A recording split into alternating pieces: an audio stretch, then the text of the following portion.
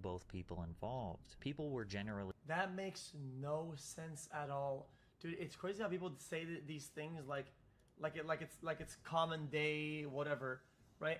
When it's like, bro, because this doesn't make any sense. This is crazy. This is nuts. Yeah.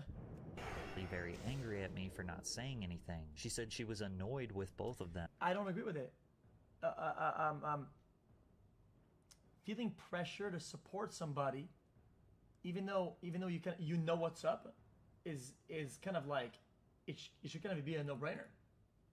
People were generally very angry at me for not saying anything. She said she was annoyed with both of them, and she decided to stop working with Dr. Luke because she didn't want to seem like she was picking a side. And while Perry thought she was playing it safe, both fans and critics saw cowardice. She had now spent years fighting for progressive ideals and trying to become a leading voice that empowers women, only to be seen as a hypocrite for not unapologetically calling out and... So she didn't believe it, is what you're saying. So is that she didn't believe it.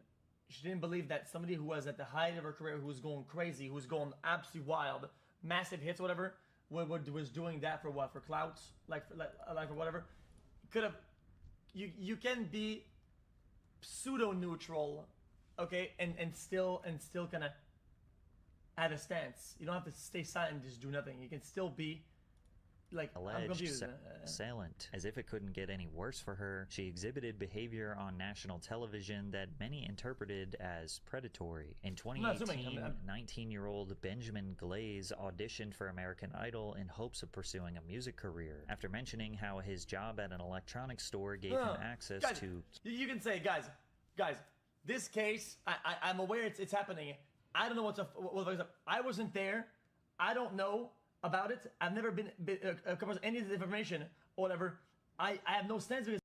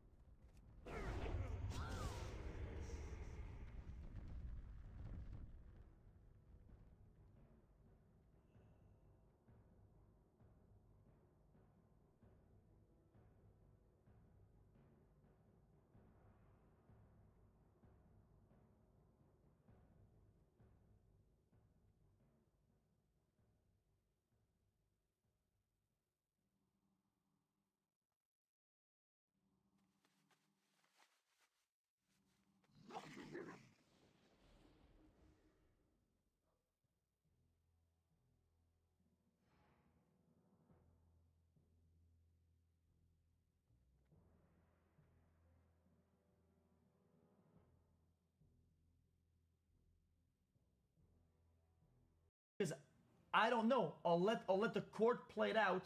That's it. Did she say that at the time? Because they said that she remained silent. I think that's kind of, bruh. See what she did? Okay, base it then. If she did that, if she said that from the go, you know what? Base it.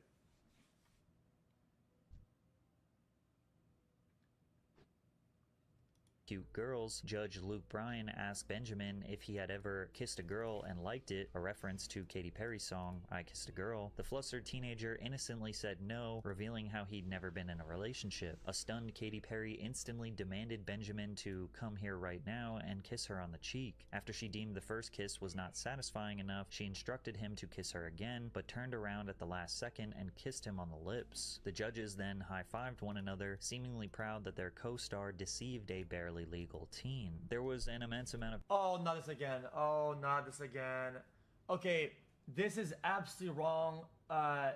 There's nothing good about... Fuck all this. This is just fucking weird. It's also a reverse role situations where if a guy does that, it's jail time. Whatever.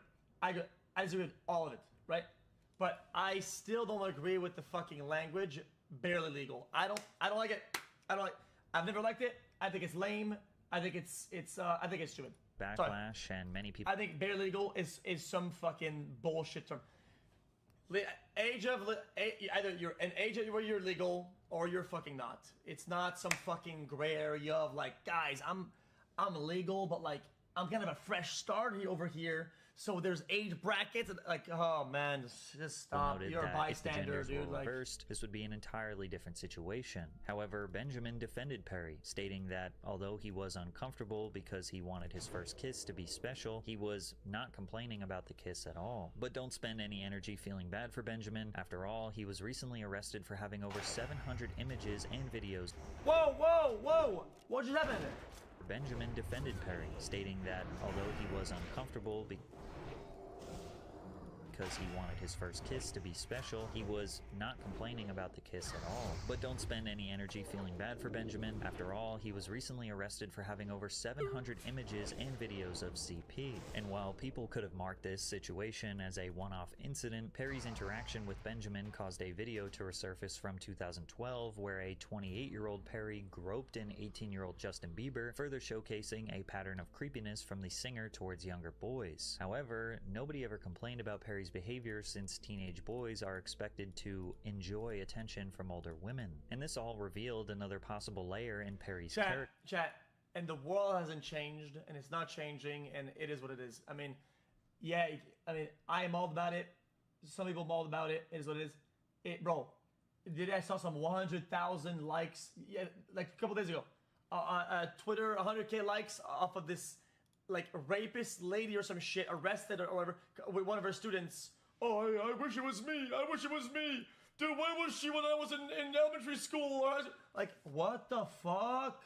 What the fuck is that? Oh man, I can't. Separating who she claimed to be and who she actually was. Even longtime fans at this point started to be increasingly skeptical, feeling like she was just another part of the evil Hollywood machine. But it was just going to keep getting worse for Perry. Without the help of the experts to improve her work, her music was in serious trouble. After suffering the first huge series of losses in her career, Perry attempted to course correct with Smile, where she withdrew from political activism and reflected more on her personal struggles. Despite diving into a new territory and embracing a retro pop aesthetic, the project didn't match the boldness, originality, or self-determination of her earlier hits, where Witness failed by trying to— I'm gonna say how it is.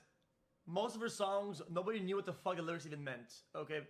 Listen, there was a lot of metaphors, but if the song is catchy, shit is bumpy, we don't give a fuck. You kissed a girl, you kissed the wall, you fucking, I don't give a fuck what you did. It's a banger. It's popping. I couldn't give a fuck what the fuck kind of chapstick you got. I'm not even listening to that. I'm listening to a banger.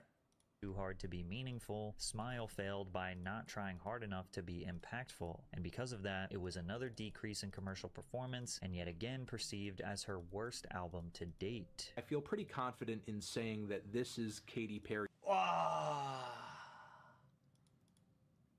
weakest album to date. After Smile was described as dull and unadventurous, she seemingly took a step back from music, only releasing a couple of singles and remaining relatively out of the spotlight. And with the early 2020s seeing a plethora of other pop stars to choose from, such as Dua Lipa, Tate McRae, Tyla, Olivia Rodrigo, Charli XCX, Chappell Roan, Sabrina Carpenter, pop music fans just don't need Katy Perry anymore. And while it might have— Me and the boys don't listen to none of that. If it's not espresso, we're not listening, and if not, we'll listen to Katy Perry's old bangers. That's me and the squad. I don't know what you guys do these days. That's me and the squad. Stung to go out and a on little a bit of Charli massive here and there, L but after Smile, she would have still been considered an undisputed pop legend. But instead, she's making the mistake of trying and to some compete Dua with the when she's incredible popping. wave of emerging pop stars. And sadly, Otherwise, we're she's gonna just shut on mute. embarrassing herself. After announcing her exit from the American Idol judges panel, Katy reconnected with these same producers who crafted Teenage Dream, in hopes that lightning could strike twice. The team included Max Martin, Stargate, and controversially, Dr. Luke. These men were tasked with helping breathe— Chad, this is a classic switcheroo. Listen, Chad. Martin, Stargate, and how many times controversially, have Dr. we Luke. seen this? The guy does some fucky shit, right? Guy says, "Yo, guys, we're done with this guy. We don't do this shit. Fuck him." Guy goes out the back door, okay? Swaps a little bit. Lets shit cool down. Guys, we need to get a hit. We need to get this shit back on track. Yo, guys, come on, man. Hey, guy comes, pulls back, boom, back into the lab, back at it again. It's the thing. It happens in all the industries. It's inevitable. These men were tasked with helping breathe new life into her dying career as they attempted to recreate the magic of an album that came out nearly 2 decades ago. Perry's upcoming album, 143, was described as super high energy and filled with pop and dance pop hits that remind people why Katy Perry is one of the highest selling artists of all time. However, the release of this album's lead single, Woman's World, caused What the fuck is that? smiles to fade as Perry's attempt Woman's World caused smiles to fade as Perry's attempt to deliver a feminist anthem fell short. Perry's take on feminism in 2024 was wildly outdated. It was as if a group of men came up with the idea of what a feminist anthem should look and sound like. That's exactly what happened. Girl boss! You can do it! You go, girl! You were born to shine.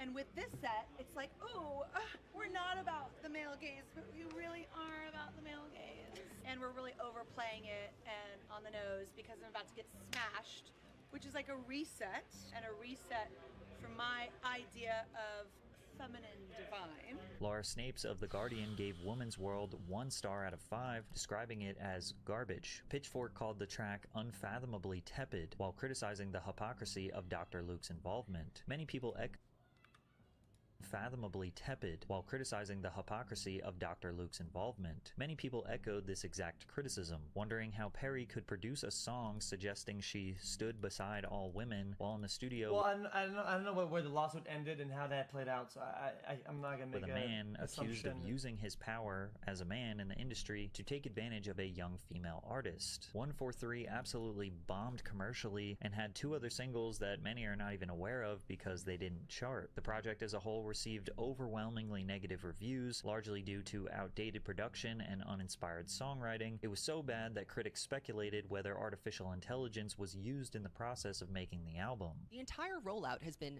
mystifying and perplexing to me. In interviews, she's just completely skipping over the fact that everybody hated Woman's World and that everybody's mad at her for working with Dr. Luke. She couldn't even intelligently defend herself with that one. She said, I just wanted to, so I did, and I don't think it's a big deal. Huge miscalculation, and look what it led to, karma. Karma has come. No, it's not karma. No, it's none of that. Whatever you're saying, dude. The song is just fucking bad. I hate when people over fucking complicate a song not doing fucking good.